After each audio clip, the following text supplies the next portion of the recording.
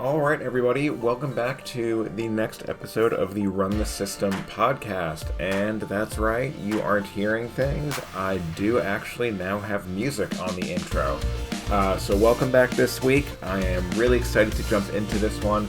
We are going to be talking all about retiring old systems, building new ones, and kind of reflecting as life throws curveballs at us. So without any further ado, let's jump on in.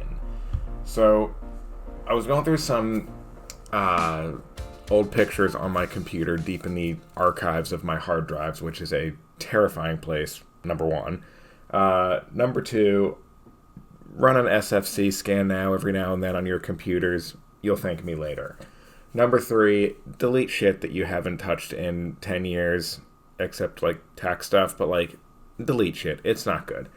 But number four, and bring it back to the podcast, is I wanted to talk about why systems break down. So as I was going through these old pictures, I was seeing pictures and graphics and posts and all that stuff from former businesses that I used to own and work on, and former contracts I used to have, and people that I used to hang out with who have come and gone.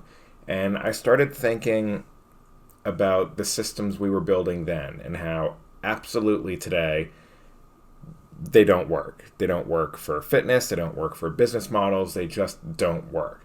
So to get kind of into it a bit more, I started thinking specifically why certain systems break down. And I believe that certain systems are built for who we are in that specific moment, as opposed to who the system is helping us get to. Similarly with certain personal trainers. Like I know some of my friends have been going back and forth with certain personal trainers and trying different ones, and I myself am actually shifting gears a little bit and joining up with a new trainer starting in March.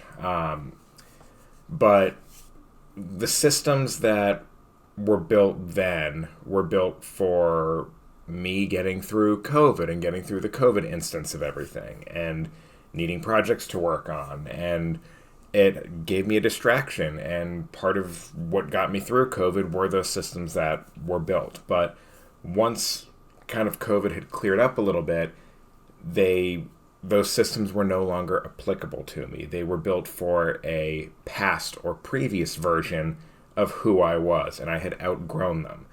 I had started a new job. I was getting into a scene that I hadn't previously ever thought about. One example would be the non-alcoholic scene.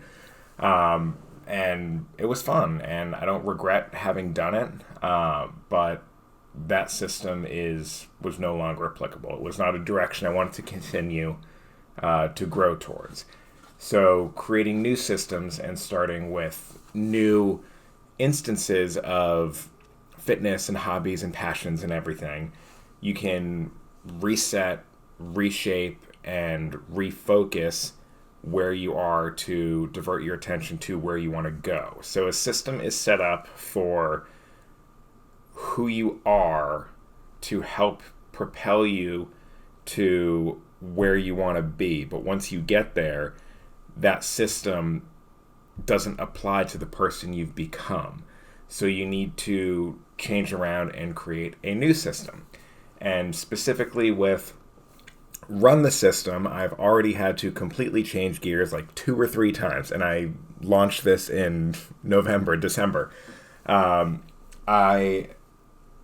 My training has kind of gone sideways with not being able to run outside very much because we still have a shit ton of snow everywhere. The trails are covered in snow. The local parks are still covered in snow. There is nowhere to run safely, and I will be damned if I'm going to be glued to a fucking treadmill for the next month and a half. So the shift I'm making is focusing more on weightlifting and building up my core and building up my strength. So once I do get back out onto the road, I can be faster, I am stronger, and I can focus on running technique and endurance throughout the warmer months, starting hopefully like mid-March, but We'll see about that one.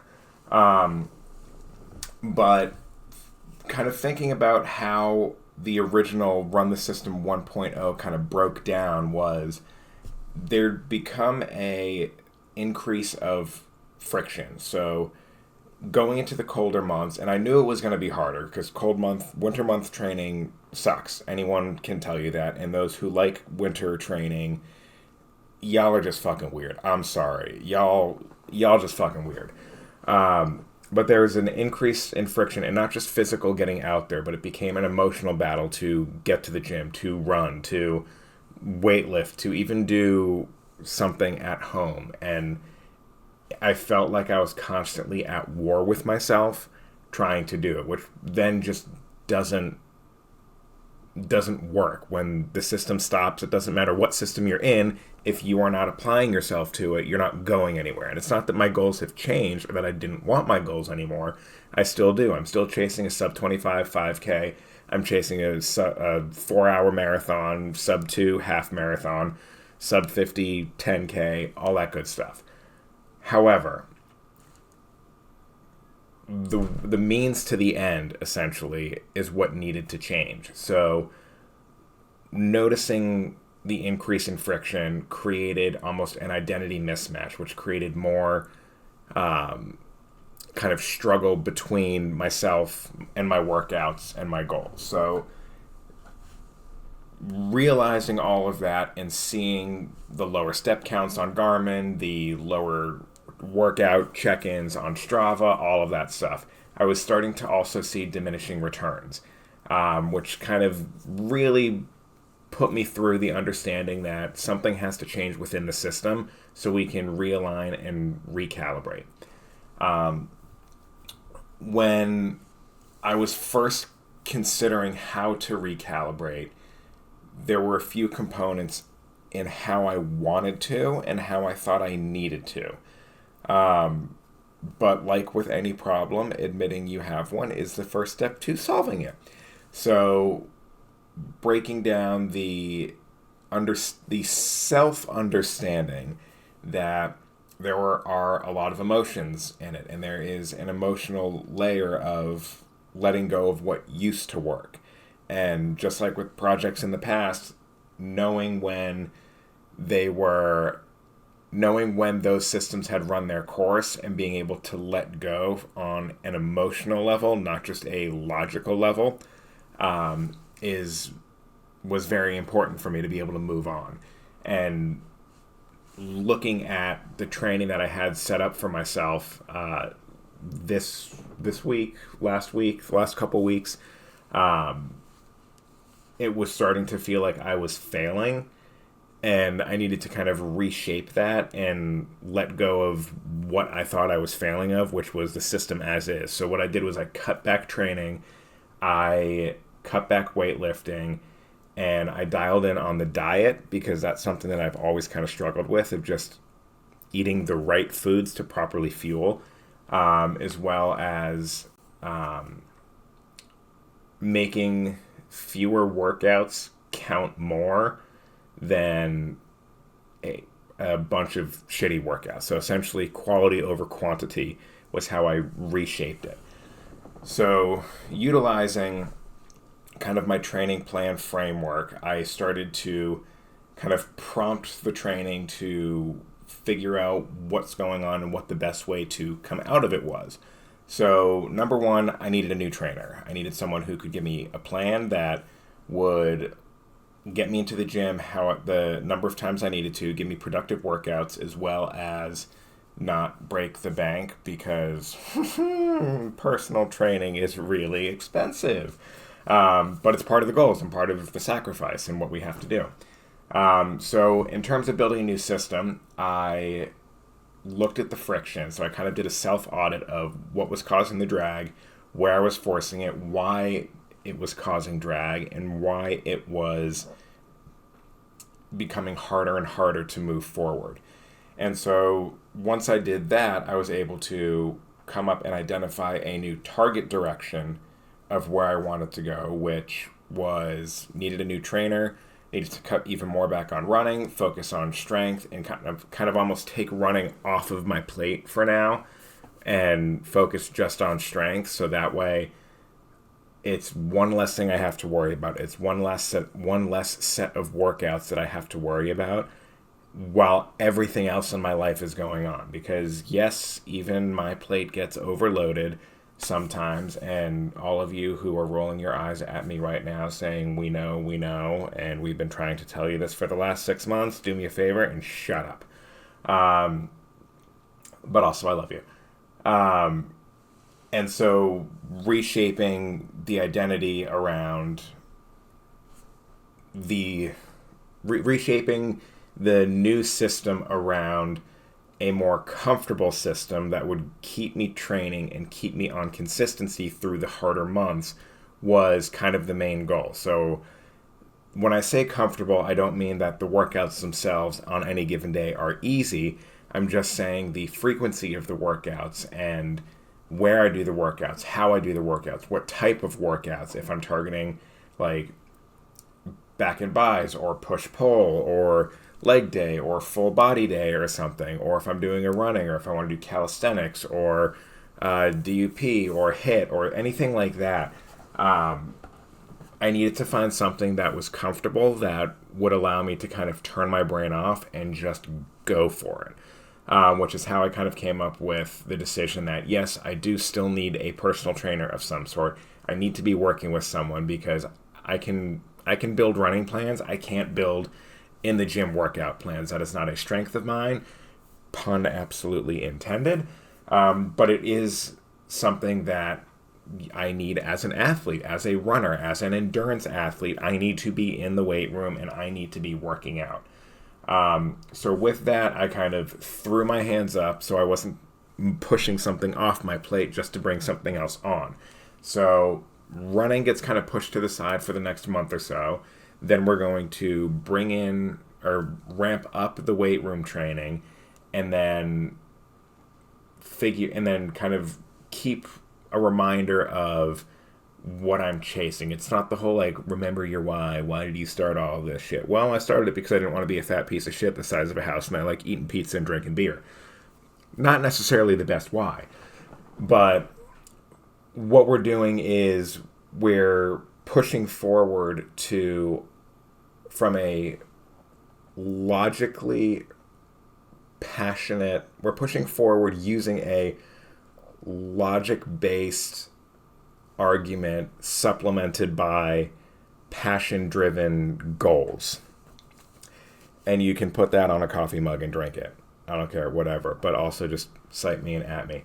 And it's keeping the passion focused so it doesn't turn into chaos. So like nutrition, you need to fuel the mind, body, and soul.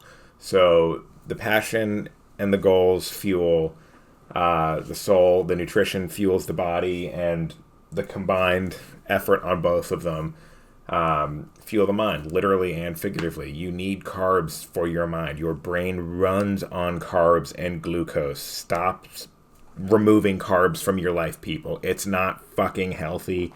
You're stupid and dumb. But, you know, there it is.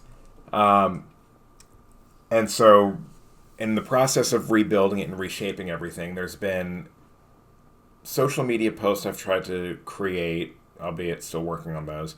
But also it's been more of like an internal thing and a change in the internal monologue. It's not just pushing forward and slogging through, because I'm someone who I believe in rest days. I believe that you need to rest, and rest is just as important as a hard workout.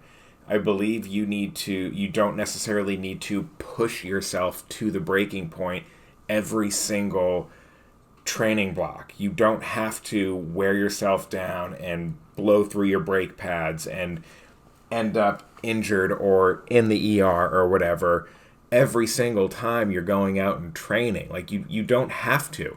And not every workout do you have to walk away sore. That is not the only indication of a good workout. So kind of keeping all of that together, I'm trying to really push through to give myself grace and forgiveness, but also continue to push myself, because otherwise these fall marathons are going to be hellacious, and that's not what I want. I want to go out there and run the marathons and feel confident and feel strong doing it. And I want to be able to say that when I cross that finish line, I did all I could in this training block with what I had to finish the marathon and feel strong with it. I don't want to feel like I was huffing and puffing from mile 10, or I don't want to feel like I should have done more or have any regrets with this training block. I want to feel confident. I want to feel strong. I know I can do it, and I want to keep building on that. So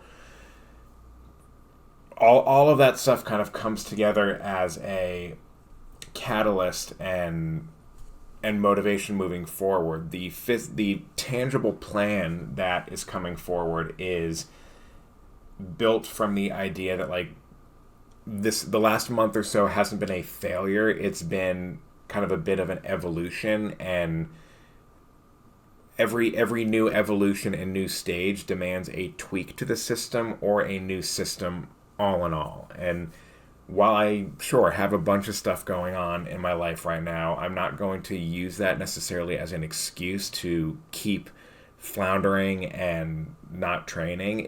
Needs to come forward as an area of, okay, here's the cards I've been dealt. I dealt my own hand, but also here's how we move forward, and here's how we refocus. And kind of the takeaway that I want to give all of you is kind of the self-audit of how can you look at what you're doing if your training isn't where it is. The three things that you might want to ask yourself is with your training is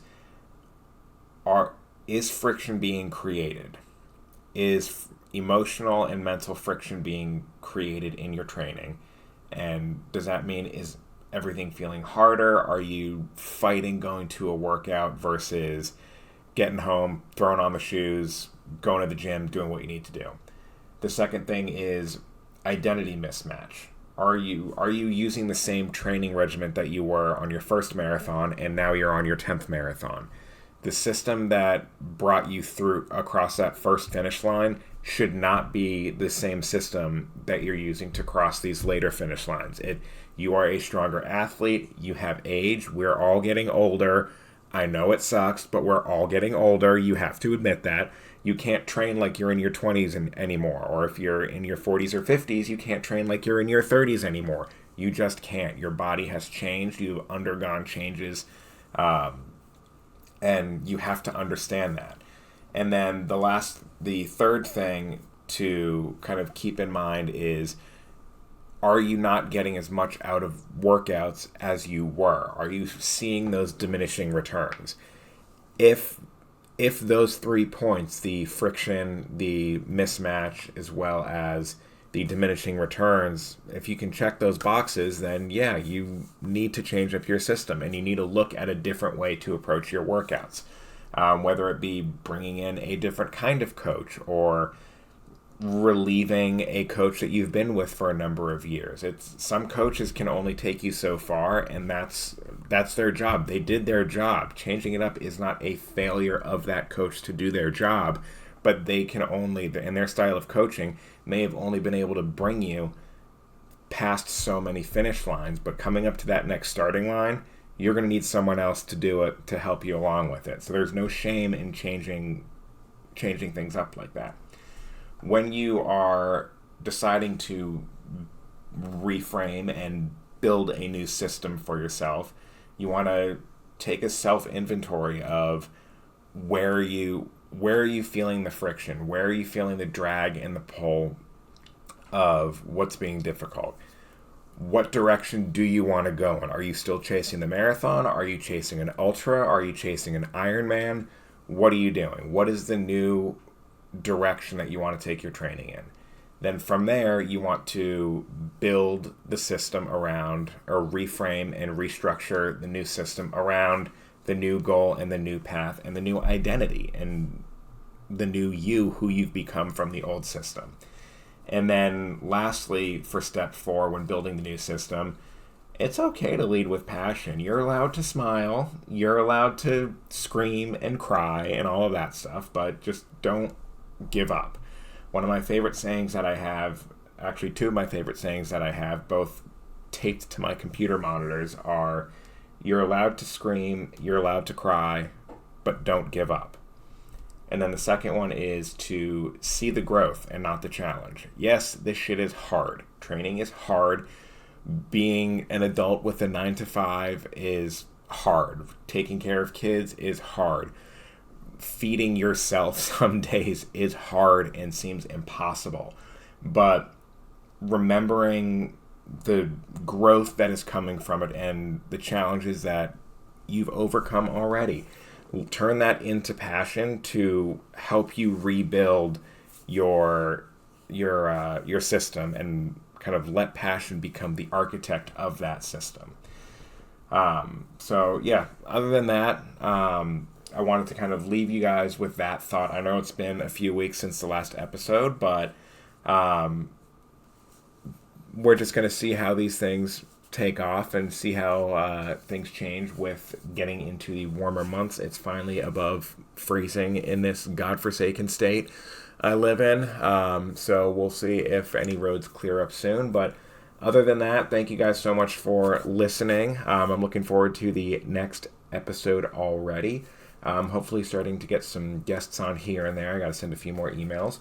But as always, if you have any questions, comments, concerns about training or anything, so long as it's running, not weightlifting, let me know. Please feel free to reach out. You can comment in the episode thread if that's something that the social medias allow. If you have my number, you can shoot me a text or shoot me a message on Instagram if you have anything that you would like me to talk about. Also do that, and yeah, until the next little jaunt around the track. Talk to you guys later.